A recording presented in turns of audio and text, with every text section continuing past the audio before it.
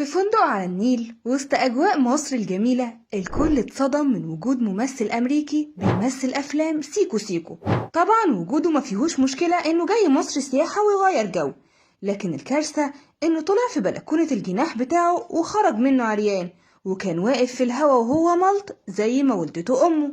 الممثل ده متعود يعمل الحركة دي دايما في أي بلد يزورها، لكن يعمل كده في مصر وقصاد النيل كمان، والفيديو هو بنفسه نزله على صفحته الشخصية.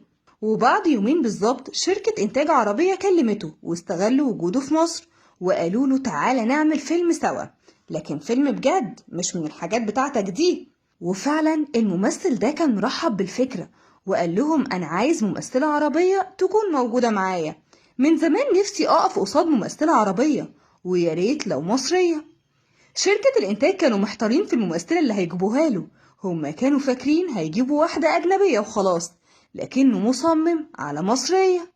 شركة الإنتاج قرروا إنهم يعرضوا عليه أكتر من ممثلة ومش هيكون في إحراج ليهم ولا حاجة، خصوصا إن الفيلم هيكون هادف وهيناقش مشاكل كتيرة بغض النظر عن تاريخ الممثل ده.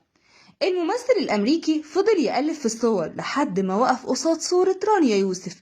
أول ما شافها اتجنن وقال هي دي، أنا عمري ما شفت ست بالجمال ولا العيون دي، همثل قصادها ولازم تجيبوها لي. شركة الإنتاج حاولوا يتواصلوا مع رانيا يوسف لكن محدش عارف يوصل لها، والسبب إنها في الساحل وبتقضي كام يوم أجازة ومش عايزة حد يفصلها. وبعد محاولات كتير أخيرا ردت رانيا والشركة قالوا لها على كل التفاصيل، لكن ما قدروش يعرفوها الممثل الأمريكي ده شغال إيه في الأساس.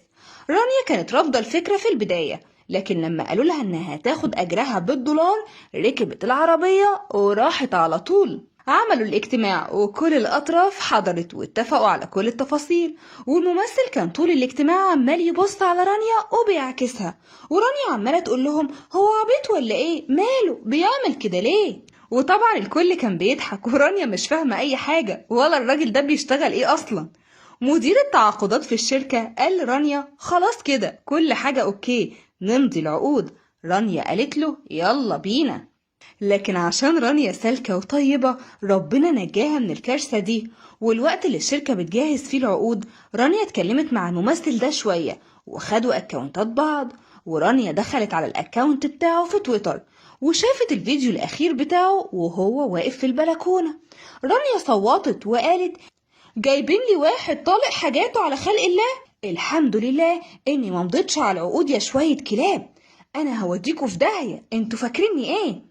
وكل ده والممثل الأمريكي فاكرها بتزعق ومبهورة من كتر إعجابها بالفيديو بتاعه، راح عشان يكمل إبهارها وقلع ملط في الاجتماع. وفي اللحظة دي رانيا جريت على بره وركبت عربيتها ومشيت.